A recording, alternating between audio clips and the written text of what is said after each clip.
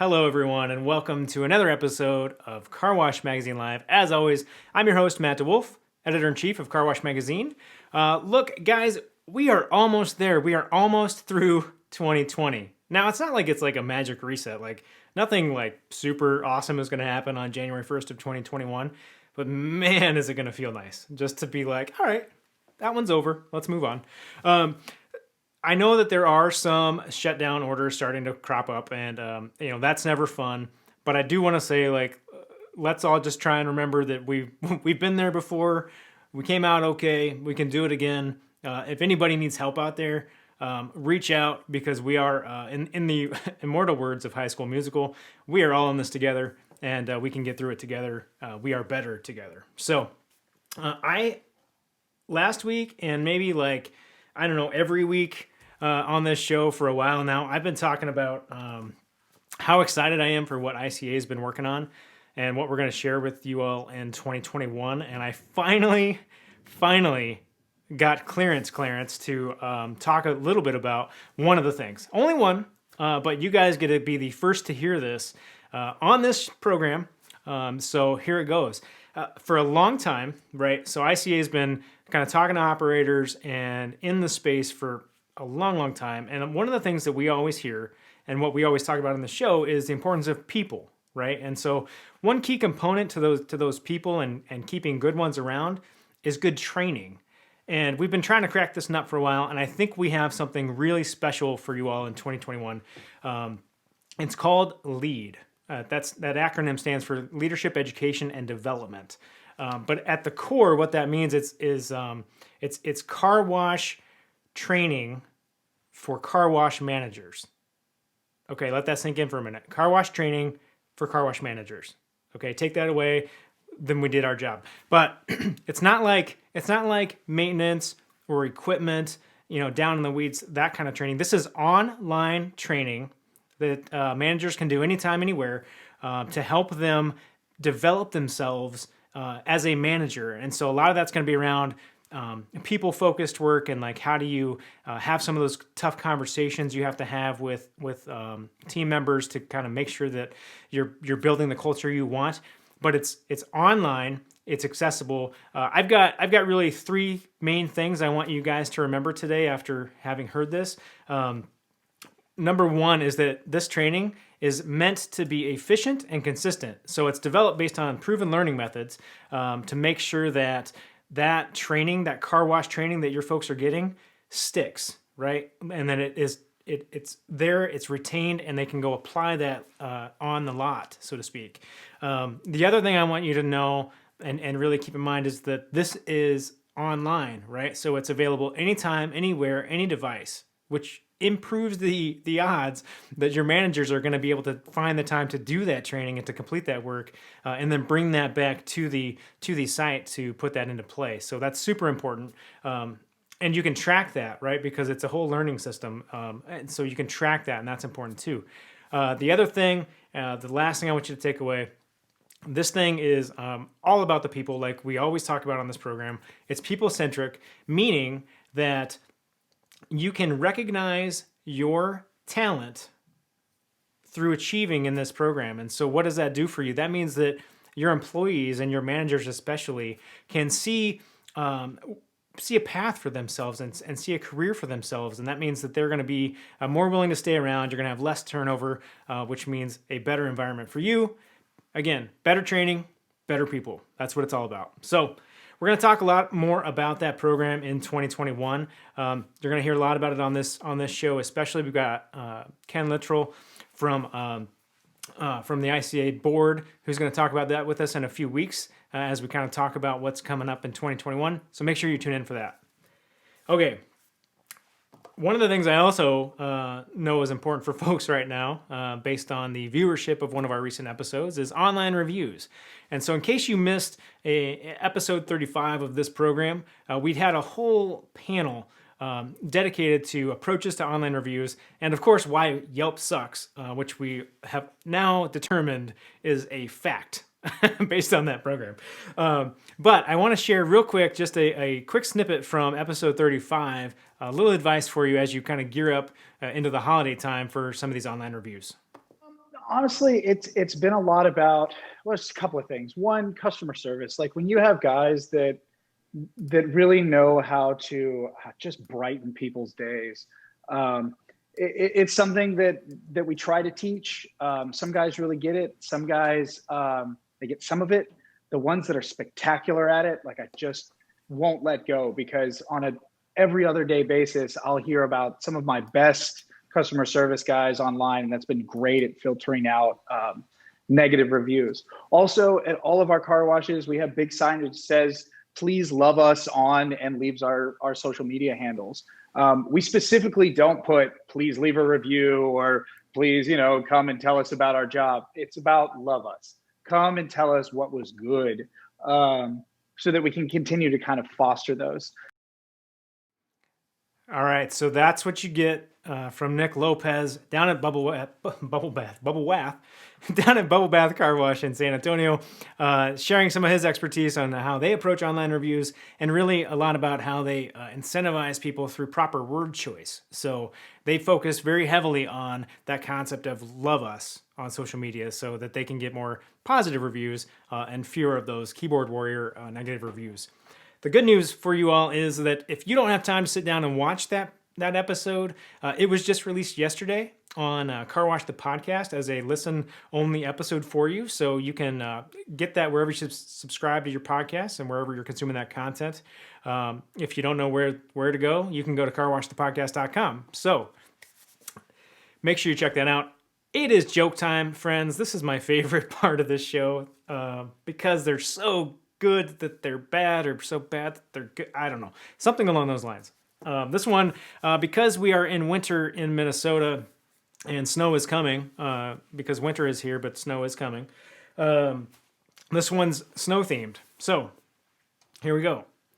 How do you find Will Smith in a snowstorm? You look for the Fresh Prince. In West Philadelphia, yeah, born and raised. All right. You guys don't want to hear any more of those. Here we go.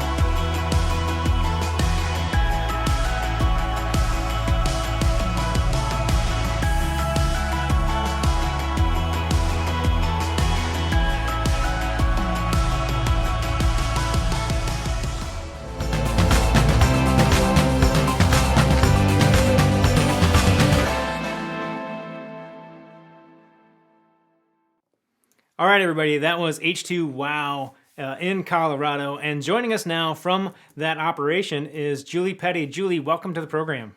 Thanks. Thanks, Matt. Hey, so great little video there to just kind of give us an overview of the organization. But you all are relatively new to the industry. Can you just kind of give us a little bit of an insight into how you got into the industry and tell us a little bit about H2WOW? Sure. H2WOW operates 3 express tunnel washes in the Denver area. And we got into the business in 2017. Well, we opened in 2017. We were doing a lot of research before that. Our ownership team is entrepreneurs. We've had businesses in a wide variety of industries, from medical devices to trucking to travel and tourism type industries. And it was actually the idea for a car wash came from my dad. He's always taken care of his own cars, washed, waxed himself. But I think it hurts him, pains him to see dirty cars. And he noticed there were a lot of those in the Denver area, and had observed a really well-run operation in South Florida, and felt like, gosh, this is something I think I'd like to do. And Colorado seemed like a good place to get into the market. And we live, my husband and I lived here at the time, and he asked if we'd join him on that. So we said, sure, let's do it. We spent a lot of time learning for, I'd say 3 years or so, attending the car wash show and meeting people, networking, trying to learn as much as we could. And then finding a good spot's also kind of hard to do sometimes. So eventually got there. Yeah, location is everything, as they say, right? Sure. I mean, it's maybe not everything. There's some other things you can do, but location is important. It helps. Yes, it does help. It does help. All right. So your dad convinced you that getting into the car wash industry was a good idea. Was he right so far? Yeah, it's been great. It's certainly a learning curve. We feel like we're learning every day, and we appreciate. I think one of the striking features of the car wash industry is that there are so many people who are willing to share their knowledge, their experience, to help you along, and that's been such a breath of fresh air for us as newbies, to learn from those generous folks who are willing to share what they know. Yeah. Well, and I mean, for you all too, coming from kind of different industries and stuff, and not having that, it's probably a little bit different experience for you for sure. I want to move into you all in 2017, I believe, opened the first one. Is that right? Okay, so you opened that first one. You're now up to 3 total. Can you talk a little bit about just that kind of growth strategy? You've been growing, not overly aggressive. What are you all doing to kind of set yourself up for growth in the future? Well, I would say we don't have a targeted growth strategy per se. I think our philosophy is always just to do what we do really well and build a foundation for growth. And then it kind of comes naturally at that point. We're not out banging on doors looking for opportunities, but when opportunities do come up, we're in a position to evaluate them and say, that makes sense for us, or it doesn't make sense for us. And so far, we've just been real fortunate with what we have been able to add. And we'll keep sticking to the basics. And if things come up, we'll pursue them. Yeah, I mean that's kind of the key, right? Like be ready for it. Be ready for the growth when you can actually take those steps and go forward. You've said before when we've talked that you're focused on kind of like foundation setting mode. Like, what are some of the things that you all are doing as an organization to kind of make sure that you're ready, or to put yourself in position to be ready when those opportunities come for you? I think there are a few things. One is we feel like we need to constantly be in learning mode. We are, as I said, we're new. Even with having 3 years experience with one of our washes, we feel like we're learning new things every day. I feel like we've come a long way. I think when our equipment provider kind of handed us the keys, as it were, figuratively, we didn't even know how to turn on the equipment the first day. So I know there are people who've been there. So I'm happy to share our little humility story. But certainly feeling like we need to be in a learning mode all the time. That way we can approach new opportunities, whether it's technology or customer service type opportunities, social media opportunities, marketing opportunities. If we're constantly in learning mode, I feel like we're receptive to growth and to building and to seeing opportunities as opportunities rather than as stumbling blocks or roadblocks or reasons to panic. Just like COVID, it's a curveball for everybody, but we've got to be prepared, to pivot and do what we need to do to keep things moving. We also, I think you mentioned it in your opening, people are so important. So we spend a ton of time making sure that we have good people in place, that we're supporting them. We are willing to take some risks. We certainly have folks who have come from the industry in our business, but we also have reached out and gotten, for me, I feel like we have a great hire out in Green Valley Ranch. The gentleman who runs our site there is just so top notch. came from outside the industry. So you've got to be willing to take some risks there and just really count on people who are good at managing and leading to do their jobs and give them the tools that they need to be successful. Yeah, that's so huge to be able to think and look outside of what's immediately in front of you, right? I mean, we can really easily get into, talking about what's in the tunnel and what am I doing right here, but often some of the best things come from being able to look outside and think about, oh, well, that's weird. Netflix does this unlimited thing. I wonder if that could apply to the car wash industry. And here we are, right? So I love that approach. I love being able to think outside the box. I want to come back to this constant learning concept, though. For you all, that goes through everything, right? Like you were talking about your team, and we're going to get back to that in just a second. But I want to know a little bit about your approach to technology. Like, could you share maybe like one or two technologies that you're kind of looking at or that you think are exciting right now and how you're kind of evaluating those? Yeah, it's sometimes it's tough to sift through all of the available options out there for technology. So we kind of pick a couple and say, okay, let's take a spot where this might apply and test it. We have luckily our most recently acquired site is a little bit smaller, so we're able to do some testing out there. We're testing some of the mobile technology that's out there for membership plans and mobile purchases. With Beacon Mobile, they've been absolutely phenomenal to work with.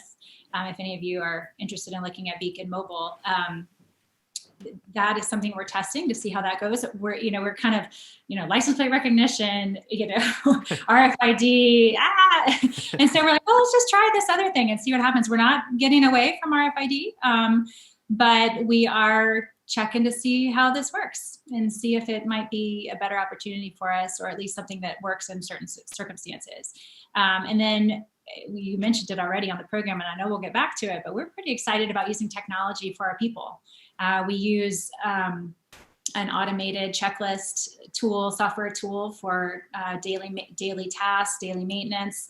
So that's great. So it allows us to keep better track of things. And it's just more efficient to do that electronically. And then also the ICA Lead program, which I know we'll talk about later, but we're pretty excited about using new technologies for training.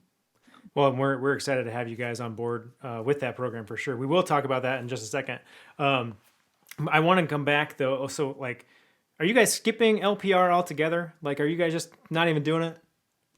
It's not on the radar right now. We certainly investigate it. We're learning about it. There are ways where I feel like it's really can be super valuable relative to RFID. RFID is great for your members, but doesn't work for the people who are not your members. So it's hard to know what your customer patterns are without LPR. So we're trying to see if the mobile solution, which is relatively inexpensive to implement, might give us some of that data that we feel like we're craving on our non-member side, our single wash purchasers. So we'll see. If it fills that gap, we might skip license plate recognition altogether, but we might not. I mean, it's hard to say. It's hard to say until you get some utilization out of it and understand how it works. Yeah, it's super fascinating to me because at the end of the day, that the one thing that people always have with them is their phone, right? So, I mean, if you can encourage people, especially in the United States, to transact more business on that mobile device, that thing that is so important to everyone, I mean, there might be something there. There just might be something there. What happens with the onboard car functionality too? There's a lot going into cars too. I know ICS has a program right now with First Data they're trying to develop. So we'll see how that goes. It's a lot to keep on top of. So yeah. Let's come back to people a little bit because it's my favorite. It's my second favorite thing to talk about on the show. My first thing is marketing, but that's because I have a bias. My second favorite thing is to talk about people, right? And you've alluded to it. I know that you're really personally big on developing your team. Can you just kind of give us some of like, why does that matter? Like, what's the value for you and your team and the organization in developing people and making that like a top priority for you? I think there are three things that come to mind. First, the moments of truth come with the people, right? When you're interacting with customers, it's that interaction with the person itself that builds a connection with customers. You can go through a car wash and experience the equipment and have a good show, and that's wonderful. That's essential. but it's much easier to differentiate yourself if you can build a connection with your customers and give them a reason to come back above and beyond their clean car, clean and shiny and dry car. I think with people, there's an innate sense that people want to be connected and they want to contribute. So not only do we want to be connected with our customers, but we want our employees to feel connected with us as a company, and feel connected to the company, and also help them to contribute. People want to contribute. They want to feel valued. And it's important to give people roles and opportunities to grow so that they can feel valued, that you're investing in them as people. Yeah, that's the thing that always gets missed, I think, is you have a good employee, you forget to talk to them about their future and how great you think they are, and then they leave. And you're like, oh, I missed it. Like, dang it, how did that happen? And I think the more that you can put that in a place of priority for your organization, I think that the better you're going to end up on that turnover front for sure. Let's talk a little bit more around how you are using technology with your people. And shameless plug, obviously, I want to talk about ICA's LEAD program. What was it that was attractive about LEAD for you? So we really want to see our employees grow as people, because the more skilled they are, the more they feel that they can contribute, right? And we talked about how important that is. We have been, as I said, learning. We're always learning. We're still putting in place the basics, but we've done a pretty good job of putting in place standard operating procedures and trying to nail down our maintenance. That's been really a focus for the first few years, because that's the nuts and bolts of running a car wash. People need to know what to do when if something breaks or looks like it might break. You want to, head that off before it happens. But now we're shifting gears. We have a new program in our wash called Evolve, where we're trying to do some foundation setting with mission and values and that kind of thing. And then also giving people an opportunity to grow through leadership training. And the LEAD program was a great fit because it's not the nuts and bolts of our wash, which are specific to us and our equipment setup and our software setup. It is more about leadership. It's about how do I communicate feedback on a regular basis? How do we do regular review programs where we can assign training and grow someone's skill set, grow someone's leadership base so that they can be more effective in their role and then grow and get bigger and bigger and grow with the company as we grow. So, thank you. Yeah, I mean, I could not have written a better testimonial for the value of why LEAD might make sense for a car wash owner or operator. So thanks for sharing why that was important to you, because I didn't know what you were going to say. So that's kind of fun. Well, and I'll add too, since you only touched on it briefly in your intro, one of the key features of LEAD that we were looking for already, and why it was like, oh my gosh, it's already in the LEAD program, is this learning management system tool where you can track what all the trainings an individual has taken. You can set up a learning program in advance and assign it to be tasked to a person in advance. And you can go back and look and see everything they've done. If there's a slip up or they need a little retraining, you can reassign it. It's just a great way to manage it in a central place, and really see where everyone is in a single snapshot through the dashboard. That's a great selling feature of the program. I just happened to really need that. So it was great timing because we were looking elsewhere for a similar type of system. And some of the more developed advanced car wash operators out there have that already. We just didn't as a smaller, newer operator. Well, there you go. There you have it, friends. Buy the thing. I don't even know what it costs. That's not true. I do, but I do have some information that I might be able to share if someone were to maybe contact me, and I could share some details. Julie, awesome stuff. Thank you for sharing so much of your story with H2WOW. I have one last question that I want to ask, because I like to ask this one before I let people get back to the business of washing cars. What is it that you get hope from? What's giving you hope right now in the industry in general? However you want to interpret that question. Sure. For me, I see it time and again, is resilience. People are resilient. They're going to find a way. They're going to find a way to go wash their car. They're going to find a way to keep themselves open. They're going to find a way to be social. They're going to find a way to make their lives go on. And that's so, so important. We are social creatures, and we are people who want to contribute. out there in life. We don't want to hole up and be scared and all that stuff. So having that natural tendency in our human condition is phenomenal to see. I see it every day out in the world when I'm out driving around or people coming through the wash. We know that people are wanting to communicate and be together and carry on with life. And it's so important. Well, thank you, Julie, again, for coming on the program and sharing such positivity and how you all are starting your epic journey. We'll call it an epic journey in the car wash industry. Thank you very much. I appreciate you guys having us on. Hey, if you're watching this show at home or listening to it in your car or wherever you might be consuming this particular piece of content, if you want more stories like Julie's, you can go to carwashmagazine.com and get everything you need there. You can find us on YouTube, or if you want, you can just stay in the land that is Facebook and do whatever that you might need to do there to watch old episodes. They're all here with all the commentary and all the comments from everyone. So looking forward to seeing you all next week on the program. We have a fantastic marketing panel coming up for you. Those are some of our most requested shows. That's where the online reviews come from. So until next week, my friends, you know exactly what you need to do. Keep it clean.